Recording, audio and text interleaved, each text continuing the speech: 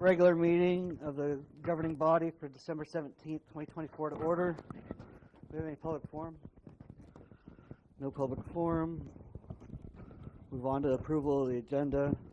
I would actually like to remove 6.1, 6.2, 6.3, not asking the commission to consent to those appointments tonight. Reason why? They haven't been published. I haven't received any applications.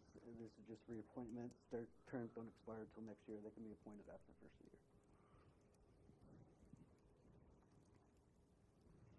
And that was a motion. I'll make that motion with the removal of 6.1, 6.2, 6.3. I'll second. There's a motion and a second. Is there discussion? So the only reason, how many people we have opening? So there's technically 4 openings right now in the Planning Commission, or there will be at the first of the year. So there's 3 local vacancies, and then there's a vacancy of someone within the 3-mile radius of the community. So, yeah, we can get it posted and see if we can get any applications in. Which in history you can't find anybody to get on there. I recognize that. I just would like it posted, and it is appointment that can be made the first meeting of January. Okay. So, Yeah. And then historically, we haven't asked for applications on reappointments, but we can have these folks fill out an application if we want. I'll leave that up to the governing body, but historically, if they're just on a reappointment, we've already accepted their application once, you know. So I'll just remind the commission that I've asked for applications for all reappointments so far this year. So no other discussion? Ms. Lorenz? Commissioner Naylor? Aye. Commissioner Scarf? Aye. Commissioner Stats? Aye. Commissioner Bell? Aye. Mayor Garris? Aye. We'll move to consent agenda. Have any action on that? Make a motion we can accept the minutes of the regular commission meeting December 3rd. So a motion and a second on the consent agenda. Is there any discussion? Ms. Lorenz? Commissioner Naylor? Aye. Commissioner Scarf? Aye. Commissioner Stats? Aye. Commissioner Bell? Aye. Mayor Garris? Aye. Move on to item 7, presentation of World Champion Program. I'd like to introduce Lisa Schlesner.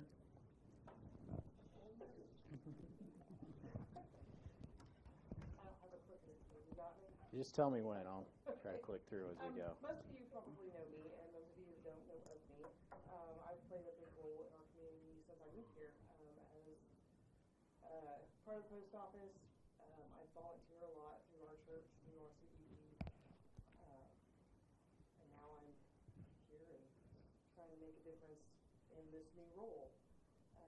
I'm not going to read off of that, all of that, but you're welcome to a copy of my slides.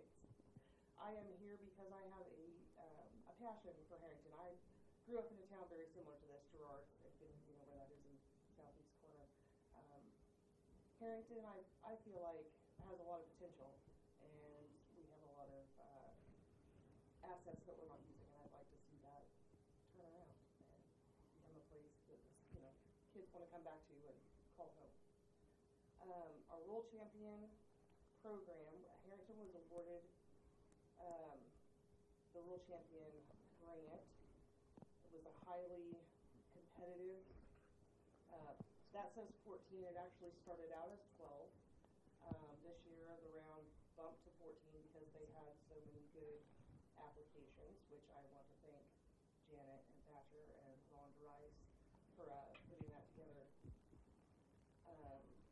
We also got that grant through matching funds from the Dickinson County EBC, the Dickinson County Partnership with Lions Club, the City of Herington pitched in, and also our local Visit Herington CBD. There's a quote there at the bottom from the Director of the Office of Rural Prosperity, Tricia Curtin. It's pretty impressive that she pretty much points out that they really had to bump up to 14 because they had so many good and outstanding applications.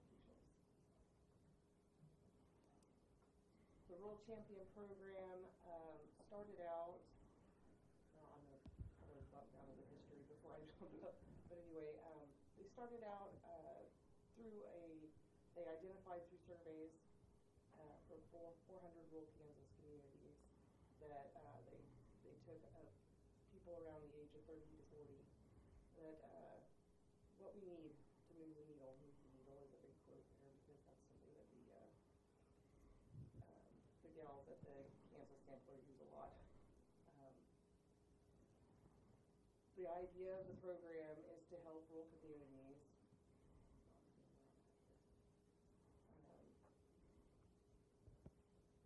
improve, pick a project that their representative can do and improve their community, whether it be child care focused or housing focused.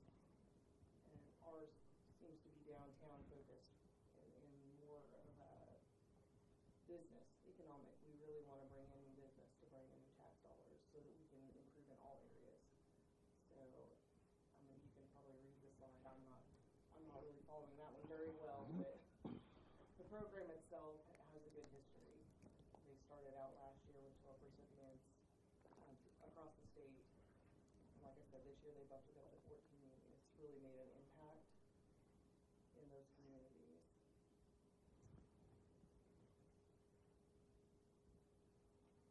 Herington has some challenges I'm sure you're aware of. First of all, it seems like the same 10 people volunteer for everything. Capacity is a big issue. That's part of the reason the Rural Champion Grant hired me as a part-time devoted person to spend 20 hours a week moving things forward. The other challenge that we face right now is business support. We've had a chamber, we had CBB, and those things fell apart, and it kind of left a bad taste in our businesses' mouths because they didn't feel they were getting what they needed out of it. Part of my job is going to be rebuilding those relationships and making connections with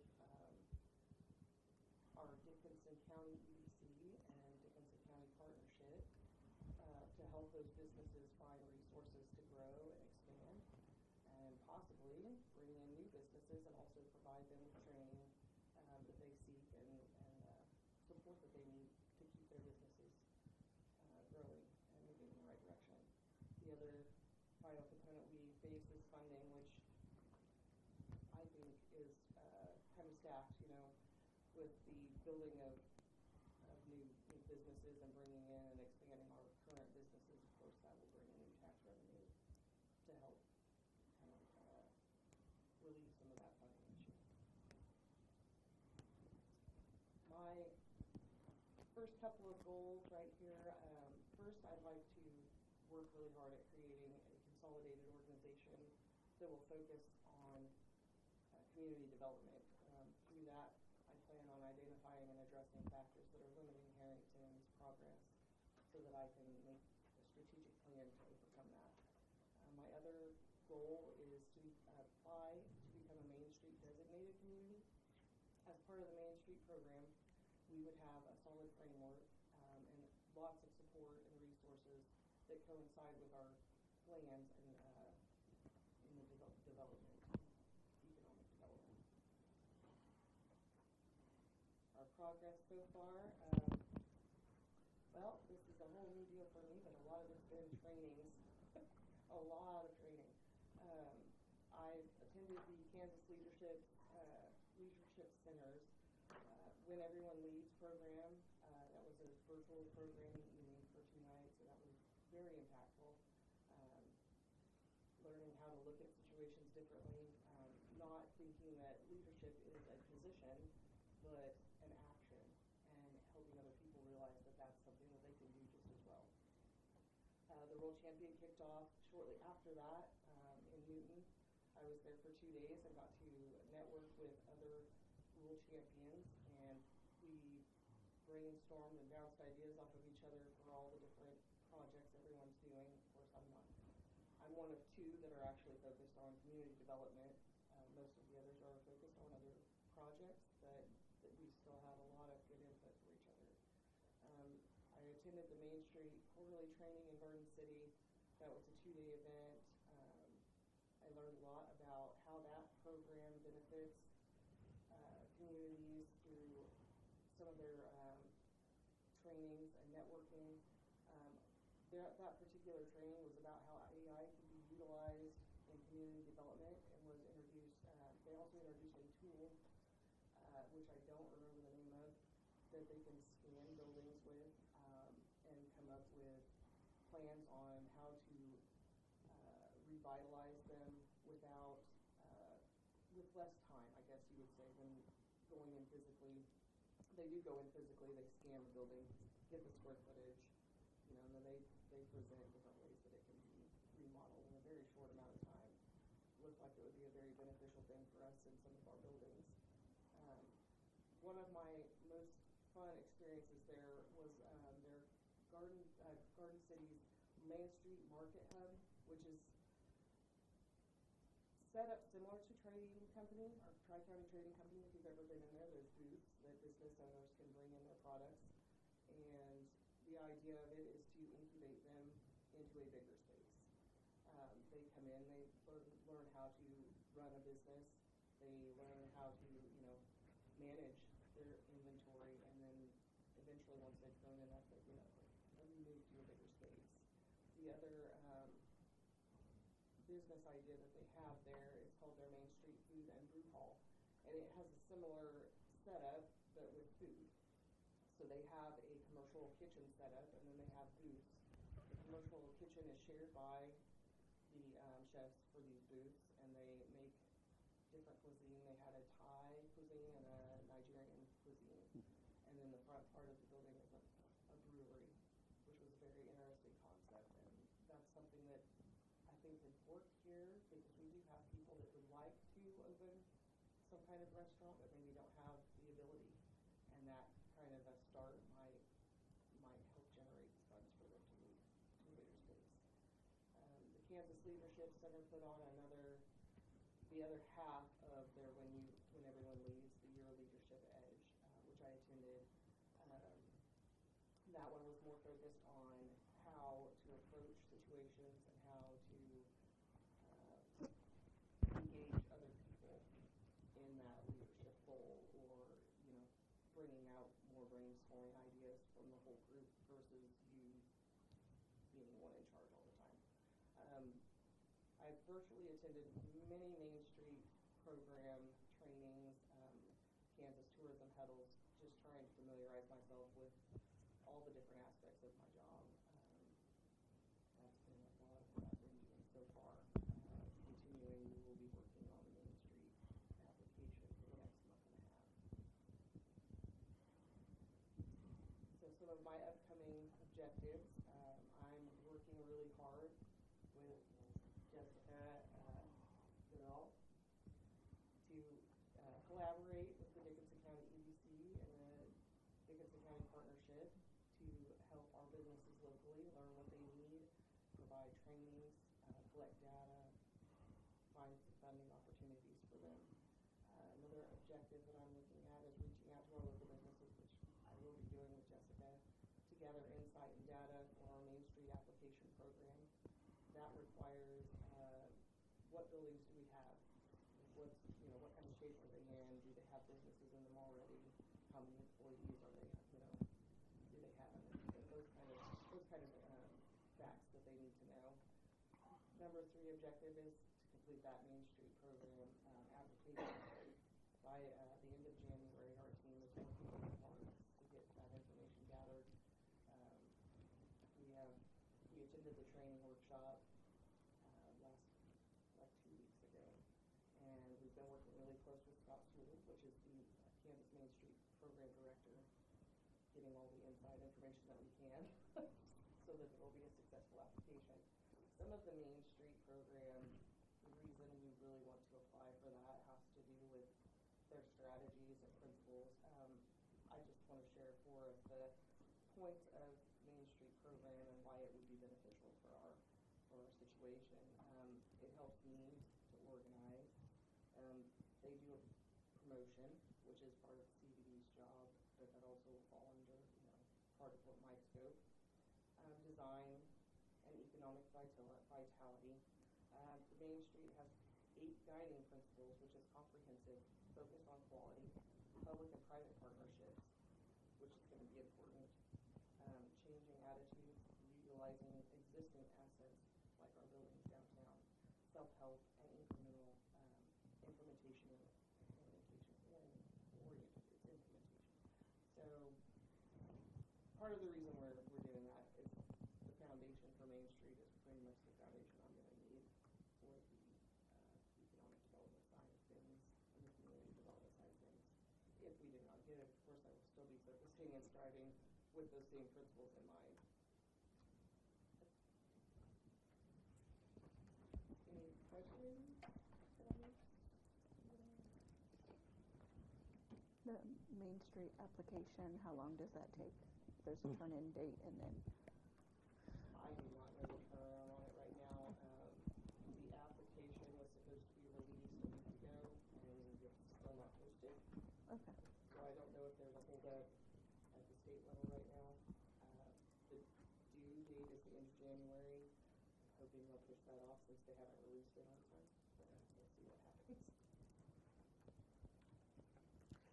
And I just want to thank Lisa for her hard work on this, and obviously thank Rhonda and Janet, who really led the charge on the grant application, and the city and DKEDC and the Dickinson County Partnership were more the financial contributors where we could. We between in-kind donations or whatever else we could contribute, but the seed money for the program is $25,000 if I'm not mistaken. So it's a pretty big program, and I think the important part of all this is just figuring out our roles, and we all want to work together, but it's easier when we kind of have set roles, and the partnership is really acting as our chamber in the community, and really a community this size is too small to support a chamber without extensive contributions at the city level. So it's nice that we have someone who oversees the whole county, but does want to focus in Herington too. And then Lisa's going to work with her and be kind of our boots in the ground for local businesses. Part of the problem is we hear about all these grants at the state level, the HEAL grant or CDBG grants or whatever, loans, whatever there are for local businesses, but it's hard to get somebody who has a dream to the point of opening a business. I mean, not every scenario is like a Broadway station where they kind of had a dream and they were able to see it out and get it all the way to the finish line.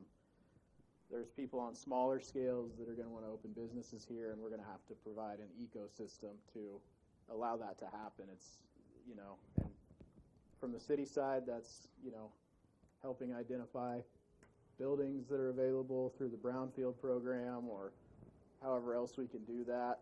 Then partnering with Lisa and the DKEDC to actually figure out who qualifies for a grant, how can you get it, how can we get you over the finish line. So it's going to bring a lot more collaboration, and I'm hoping that we can support this program in the future. I mean, it's going to require the city to chip in and do something, but we've said we want to support our local businesses or drive economic development in the community. So I think we're going to certainly want to look to the budget season in 2026 to see how we can support this program, or if we can get into a Main Street program, how can we support that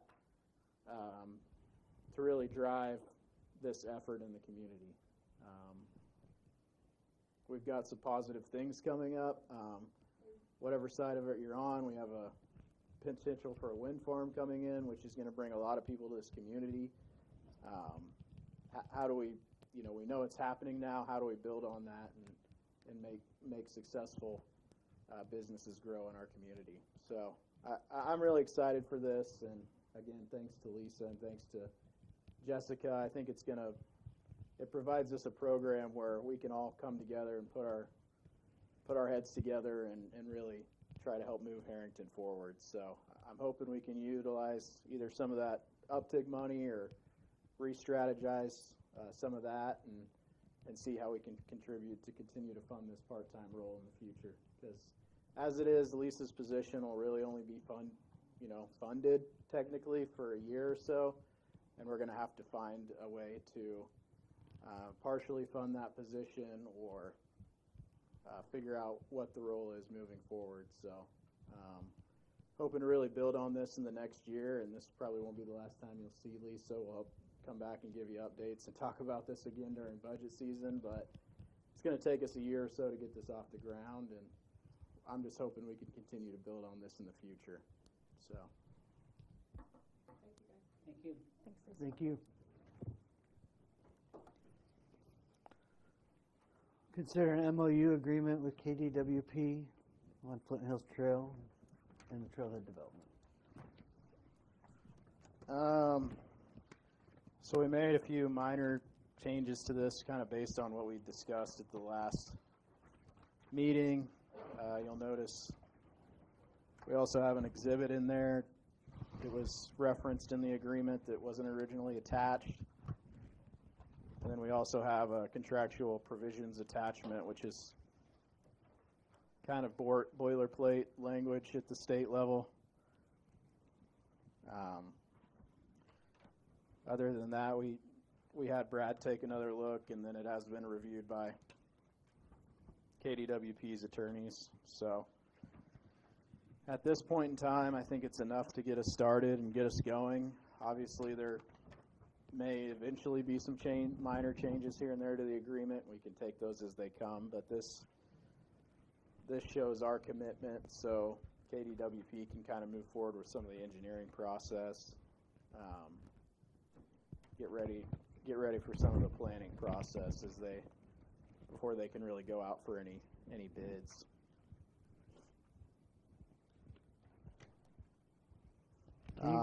Robin wasn't here for the discussion on this. Can you give a 10,000-foot view of what was changed in the original? I looked over it. So the only changes were minor changes. The broader overview is we're entering into this and saying, we're going to participate in the maintenance of this trail. The Department of Wildlife has a federal grant, but that's not really for maintenance of any part of the trail. That's for development of the trail. And so what I brought up when Jeff Bender was here is the maintenance budget for the entire trail network in the state of Kansas that KDWP has is essentially $60,000, which if you consider how many miles of trail there are in Kansas other than the 119 miles of the Flint Hills Trail, it's really not that much. So other communities, Osage and Council Grove and Osawatomie and Ottawa have taken a kind of a role in maintaining their own sections of the trail, and that's what essentially we're going to do here. It's not they're developing it and then they're saying you're on your own. They're still going to partner with us in the future, and if we need to seek out grants for bigger maintenance on the trail, KDWP is still going to be a partner, but they're going to come in and build it, and then we need to mow it. We need to keep it looking presentable. We're probably going to need to chip in for a few things here and there, maybe that the federal grant program won't cover, but it's really just showing that we're a partner. It's our trail too, and we want to own it and maintain. It's not a big deal to me. Yep. So, Yep. And I met with what was the guy's name? Wildlife Parks. Jeff Bender. Yeah. I talked to him. So I'm aware of what was going on. Thank you. Is there any questions or further discussion on what was presented for the MOU? Is there any action? I'll make a motion that we enter into an MOU agreement with KDWP on the Flint Hills Nature Trail and Trailhead Development and authorize the mayor's signature. I'll second it. There's a motion and a second to authorize the MOU. Is there further discussion? Ms. Lawrence? Commissioner Naylor? Aye. Commissioner Scarp? Aye. Commissioner Stats? Aye. Commissioner Bell? Aye. Mayor Garris? Aye. Move on to consider the final draft of the recreation vehicle ordinance. So we took some of the comments from the city commission meeting on the recreational vehicle ordinance. We returned to the Planning Commission, got some final thoughts, final comments, and final edits. Brad's reviewed it again. I think this is to the point where it's far enough along. It's not perfect. There's probably going to be unique scenarios we still deal with in the community. One-off issues. We've already had a few people comment on some of those things, but this is not so overarching that our intention is going to be to go around and turn the community upside down when it comes to RVs and where they're allowed in the community. We're primarily trying to prevent people from parking RVs on our streets for extended periods of time. If you're going to be living in an RV, we're asking that you come and let the city know about it. Let us know what your plan is.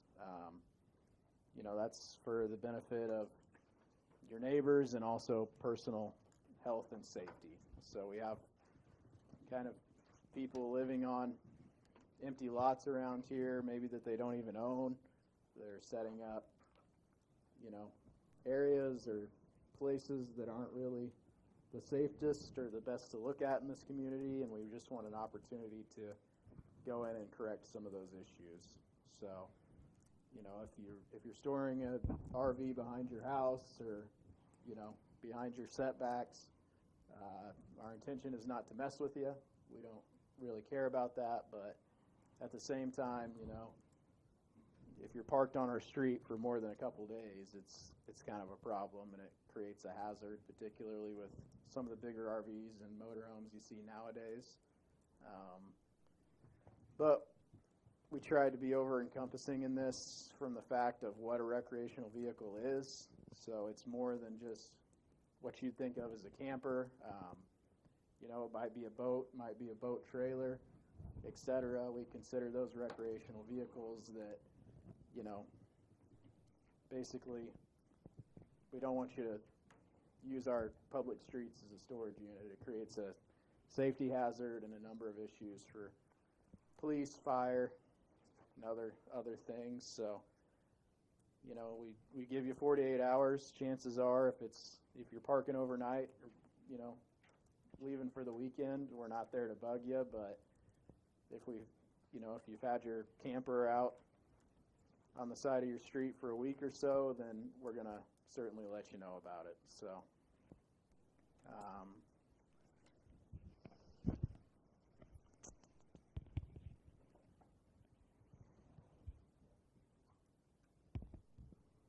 beyond that, I don't think I have much else. Vinny kind of came in and chipped in and on a few of these conversations and let us know some of the struggles he was having with these issues, and we think it's a fair policy. There's certain things in here where you might be able to address them through other sections of the code, but one of the major issues is we don't have one ordinance to give to people to say, this is our rules and regulations on RVs, and this is what an RV is. There's a lot of language in our code that's not clear and concise, and so this just gives us a place to go to and be as transparent as possible when we share with our local residents, what you can do, what you can't do. So. You said you've received a few comments already on this. What are those comments? We had one issue of, some folks around town. We addressed empty lots. We don't want people to fill empty lots with RVs or whatever the case may be. We don't want you turning a private residential lot into a RV storage facility or an RV park. So we tried to address that, but we had a few people reach out and say, well, I have a structure on mine, but it's not a primary structure. And we have numerous scenarios like that in town, people that have shops or whatever the case may be where they store their RV. And so we did add a little language in storage that says lots with an existing structure, such as a detached garage or shop, but no primary structure, may continue to be used for storage. And that was really the only public comment we got. I think the point of that is maybe somebody owns a lot with a building on it, and that's where they store their RV at. It's not ideal zoning, but Herington's unique, and you already have it there, so we'll decide on continuing to let you do that. But technically, that, and probably in a number of ways, that's already a violation of some of our zoning codes, but it's just an example of things that have already happened. So, What's the missing ordinance numbers in section 5 and section 12? I don't remember what the ordinance number is for the STO. That would cover section 5, but I'm not sure what section 12 is supposed to refer to. When we do the STO and EPC every year, so we'll have new ordinance numbers. Well, I think we do those as resolutions, so there's probably an original ordinance. Right. So it could be passed with subject to staff review though. So just want to throw that out there. Is there any other comments on the ordinance or any action? So is this still saying that people can't park like their semi-trailers or like their semi-truck or cab on the street since it has a sleeper in it? we don't particularly address semis in here. If it has the lodging to be slept in and it's considered towable? That would be kind of a gray area here. I'd say, yeah, if it had a sleeper cab on it, then If someone had a bed in the back seat, you could pillow that? That's what I got from reading it. if they had a bed in the back seat of their car. Right. I mean, we have some other ordinances that address the fact that you're really not allowed to live in your car either.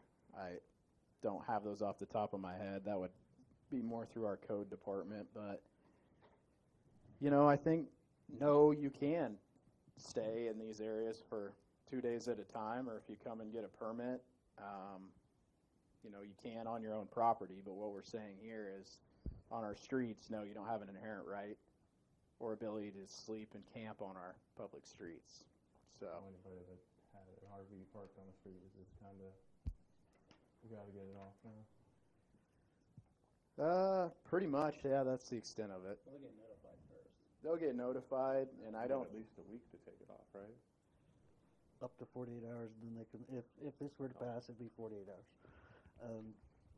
The reference to sleeper semis is covered under the STOs of a vehicle that's over a certain weight limit allowed to be parked on city streets. So this is just for RVs. This would be for RVs, it would be for boats, it would be for jet ski trailers, it would be But not buses. for like and limiting like someone having 20 cars parked on their street? that's not what this would cover, no. Okay. So we're not cleaning it up. There's That different is- ordinance for. That is covered Vehicles. under inoperable vehicle ordinance, but that's a completely different issue. Okay. And if people have 8 vehicles that are tagged and they're parking them all on the street, they're not really in violation of any law. And that's we see that issue all over town. A lot of people, maybe you have a big family, you have a lot of cars parked in the street, and I've seen community members complain about this. But if your vehicle's tagged and up to date, you can be on the street. And if you're in a camping van or whatever the case may be I mean, chances are you're going to be able to be stealth enough that we're not even going to know you were there. And you can still be there for 2 days or whatever.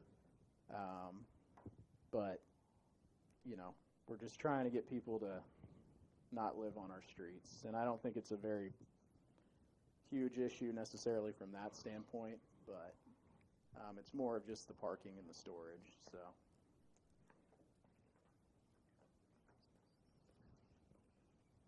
Any other questions, comments, or action? I make a motion, we accept the ordinance in the next sequential order for the regulating and restricting the parking, storage, and use of recreational vehicles, and authorize the mayor's signature. Subject to staff review. What'd you say? Subject to staff review. And subject to staff do. I'll second it. There's a motion and a second. Is there discussion on that motion? Ms. Lawrence? Commissioner Naylor? Aye. Commissioner Scarf? No. Commissioner Stats? Aye. Commissioner Bell? Aye. Mayor Garris? Aye.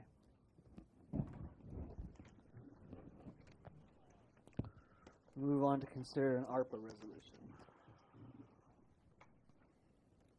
So we have some leftover funds. The ARPA is the American Rescue Plan Act. It was implemented during COVID. They released monies proportionally to cities to be used for a very strict, specific set of items originally, and then they opened it wide up and basically told cities they could use it for nearly whatever they wanted. Megan has the exact breakdown, but the main two projects we used any of these funds for were some of the utility relocates we conducted in the boring underneath 77 that was required or necessary to bring Casey's here. Everybody's aware of that. And then I believe we did some work on our pump station. On a well house. Yes. On a well house, and then the leftover money was to be kind of used for any contingencies on the raw water line. That project is still kind of in the bid phases and probably not going to break ground till next spring. But essentially all we're doing here is moving these remaining funds back to the general fund. We can still come back next year and say, hey, we had those ARPA money left over. Let's use that out of the general fund for what we think we need to use it for. If not, it'll be a good supplement to our general fund, and it'll be there for the raw water line. So the remaining funds that are left of the original $346,000 or so dollars that were awarded, there is $48,912.86 left. We pulled this from another city. I think a lot of other cities are doing the same thing, but our auditors have reviewed this and pretty in line with what everybody's having to do. So I think if we don't do this by the end of the year, we could get in trouble. We won't get in trouble, but we have to utilize the money by the end of the year, or we could potentially have to pay it back. And so a lot of cities are doing a transfer into the general fund and then reporting that transfer as a revenue replacement, which frees up that money to be used anywhere. It can be spent out of the general fund on anything that we want to, but we have to transfer it somewhere or spend it or risk having to pay it back. I did ask if Megan would be prepared, just for public consumption, commissioner knowledge, what we spent all of the ARPA money on. Mm-hmm. So we received $346,000 roughly. We spent $56,685 on repairs to the well house, and then we spent $240,519. There we go. On the project to Casey's with the sewer line and boring under 77, like Thatcher said. So that left $48,000 Thank you. unspent. Any other questions or comments or action? On this resolution, should that be Herington instead of Wellington? Yes. Okay.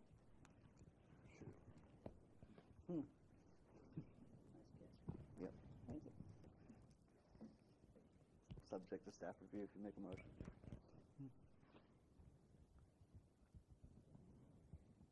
I'll make a motion to approve this resolution in next sequential order to reobligate state and local relief funds to reimburse eligible labor costs available under American Rescue Plan Act, subject to staff review and authorize the mayor's signature.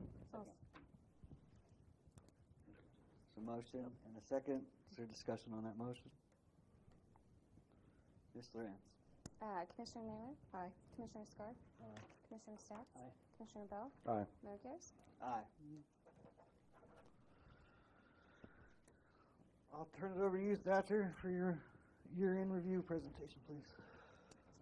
All righty. Have a year-end review. A lot of this is probably familiar from the 2023 year-end review. We've built on a lot of these items or completed a lot of these items.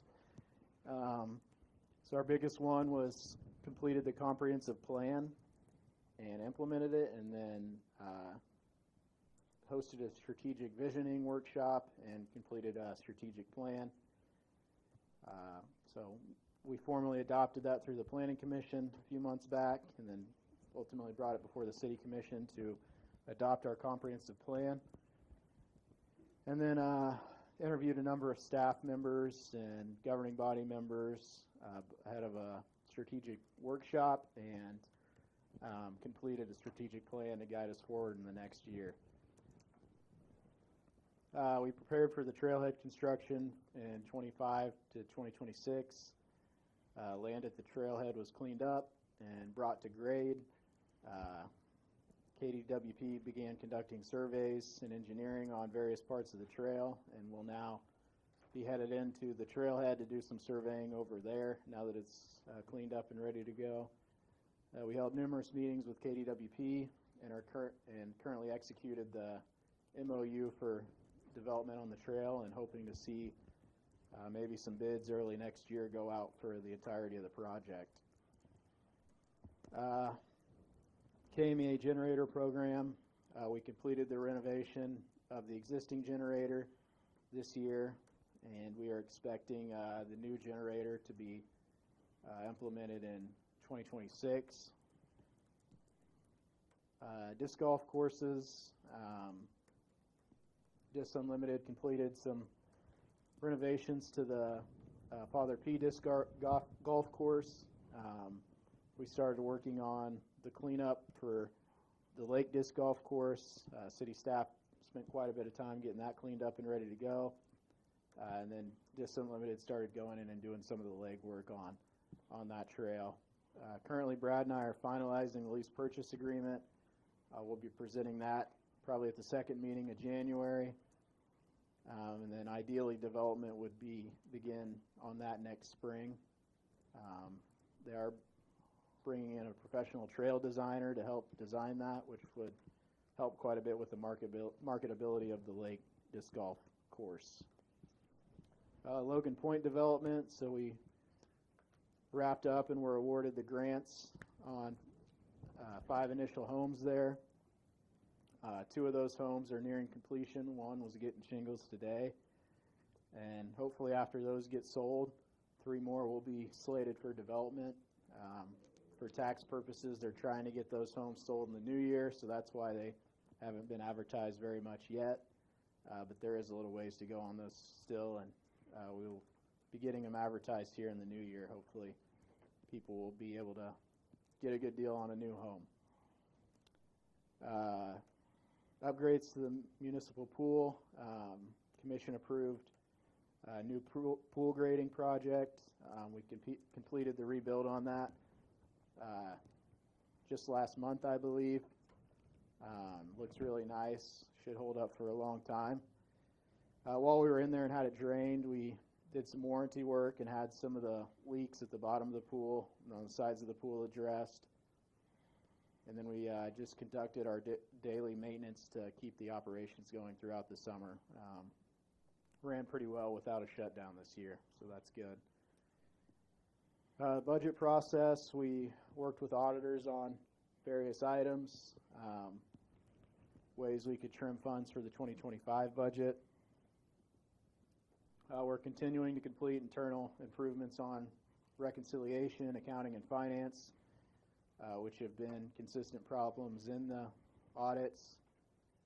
Completed numerous budget workshops and had various discussions on the budget, and then ultimately approved a new financial suite this year, and we're hoping for a rollout late next year. There are a lot of people transitioning right now into the new program as the old program becomes obsolete, so hoping for a late 2025 or early 26 rollout on that.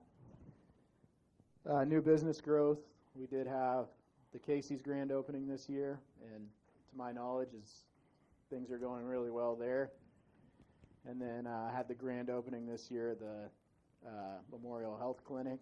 So as far as I know, they've gotten some of the issues sorted out with Medicare, Medicaid, and various insurances. So I encourage people to try to support locally and make sure we can keep that clinic open for the folks who need it. Fleet improvements. We were able to purchase the new ladder truck a few weeks ago. Bought a new police vehicle this year in the rotation. We're able to secure a new vehicle for the Hilltop Homestead Maintenance Department that's working out very well for us. And then got the new wastewater treatment facility truck. Another major accomplishment was the Safe Routes grant, over $1 million, and that was developed for development of the walking trail that we recently constructed to the school district, and that'll ultimately be development of a sidewalk on that walking trail all the way down to Broadway, and essentially what will be from the school to the pool. Eventually we want to connect our trail network to this, so once the trail project is complete and the connection is done on the Father Peace side, and the Safe Routes section is complete, essentially we'll only need a short section of sidewalk really through our Father P Park, and there will be a connecting sidewalk network all the way from our trail to our school.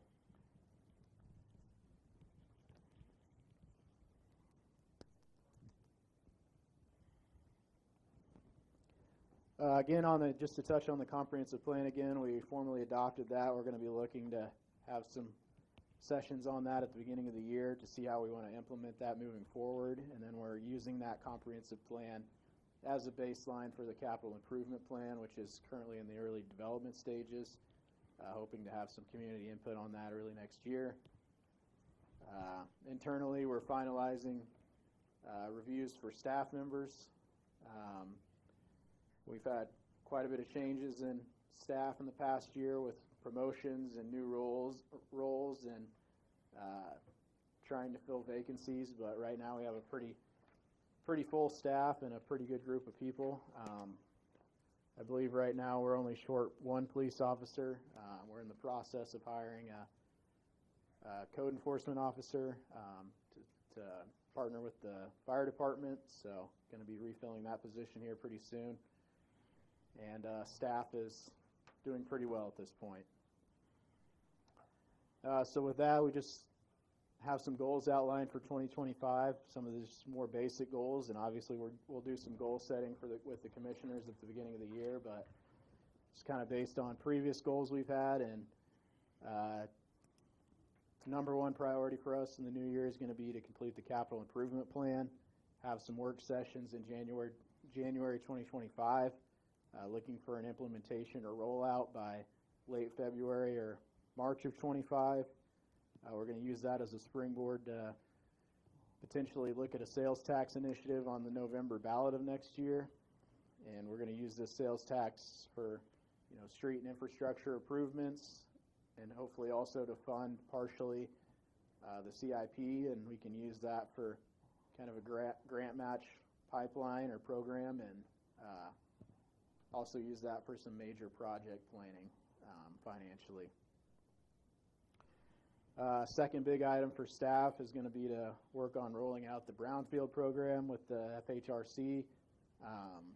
We have some work sessions, public sessions coming up on that hopefully in January. This is going to allow us to conduct some studies on these downtown buildings and determine if they're safe or salvageable, and this will really give us the pipeline to say, if a business owner does approach us, okay, well, we have somewhere for you to go, or we have a building that has potential, let's look at what grants we can get for you. And there's a lot of other EPA and federal grants that are available for remediation or improvement of some of these downtown buildings that are in desperate need of some TLC.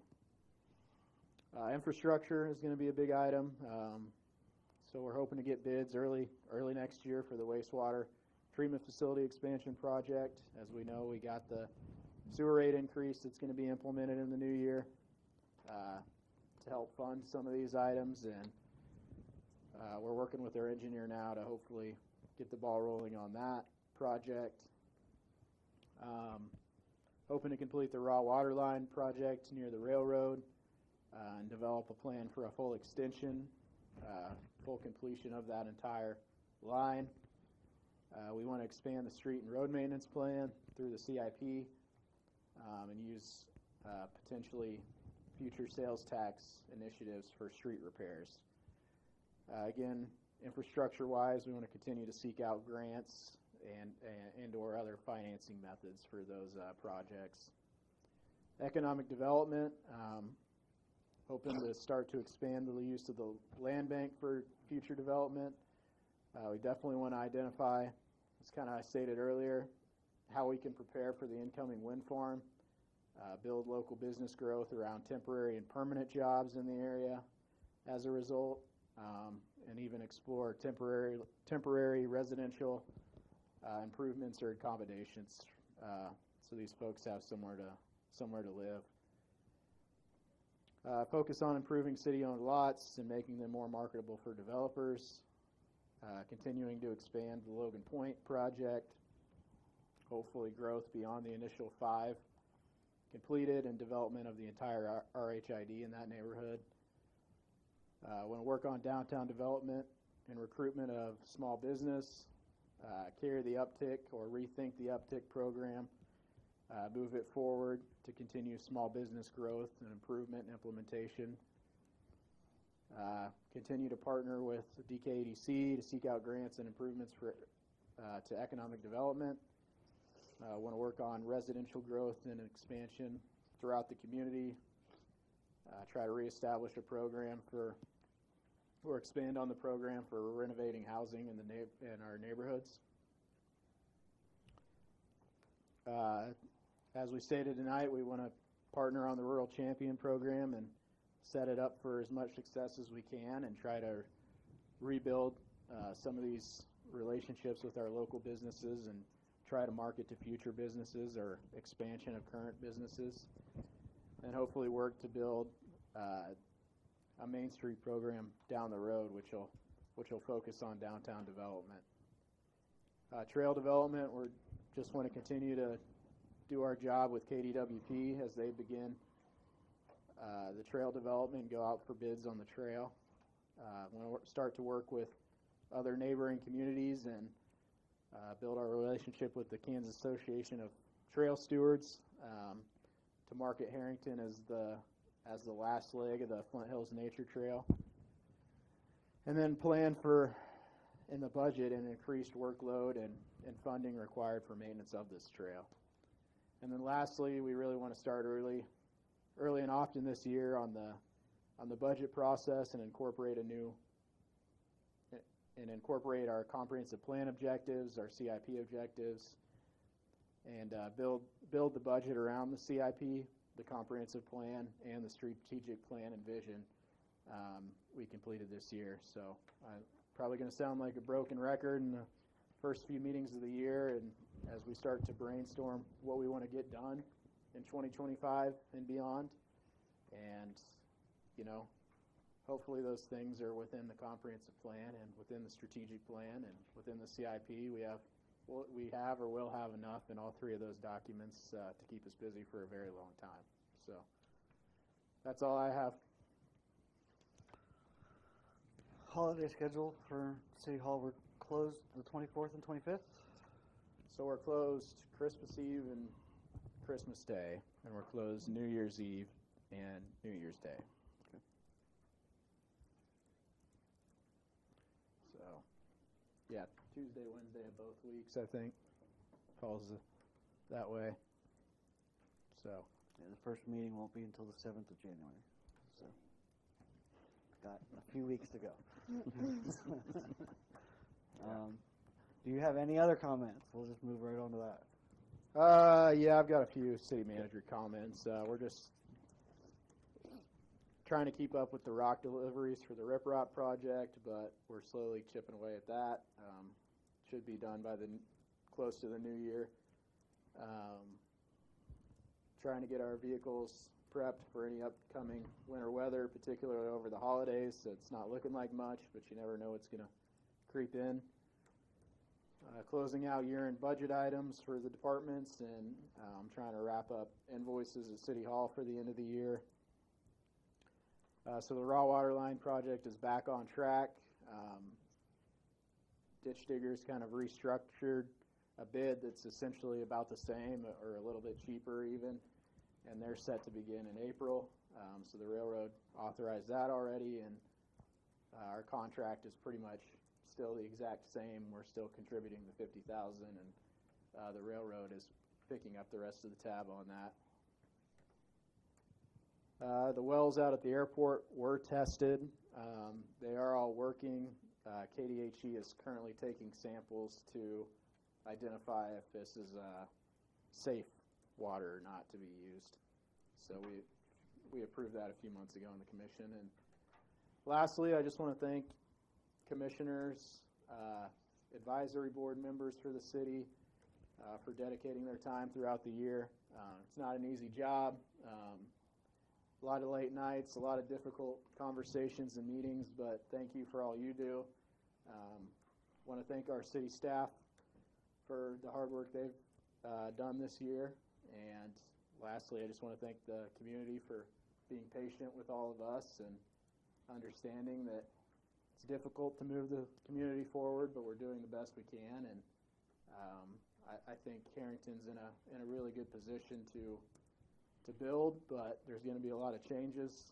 Has been a lot of changes, and we just got to do the best we can to continue to move forward. So I wish everybody a Merry Christmas and have a good time with your friends and family, and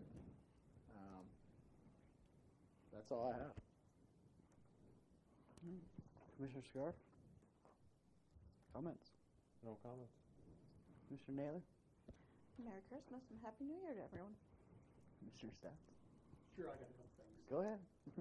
So, is the city crew the only ones working on Father P? Which who? The city crew, are they the ones who are actually Yes. lining? Yeah, we're buying the gravel or the riprap from Ben Smith. But they're doing the work, right? They're doing the work, yeah. That's my whole point. I Yeah. just wanted to say kudos, make sure you express that to all the city employees, and not just the guys who are working, Right. your office staff as well, but I want to say it looks awesome. They're doing a fantastic job, and, you know, I think that pond has always been a source of pride for our community, and it accentuates it. I appreciate it. The second thing I had is, did we take possession of said Quint?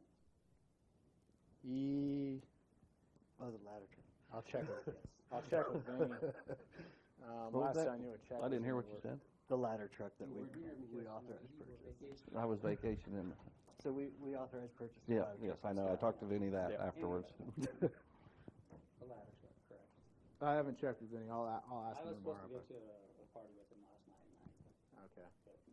however, I just haven't seen it yet, and I wanted to. Or take a ride in it. Last track, no. No, I just want to get that dig in the kidney saying, hey man, I haven't seen it yet. Anyway, again, Merry Christmas, Happy New Year, and I appreciate the staff. And thanks for letting me be a part of it this year. Maybe. One more year. Yeah. That's all I got. Commissioner Bell? Just want to add on what Kenny said. Father Bedelia looks amazing, and they're doing a great job. Thank the city staff, everybody on the committee, like you said, and everybody have a Merry Christmas and Happy New Year. God, I'm going to sound like a broken record here. No, just thank the city staff for everything they do, not just on Father P, but Putting up with Eric. putting up with everybody in this room sitting at this table, including Megan sometimes. No, it's been great. I think we've done several good things throughout the year.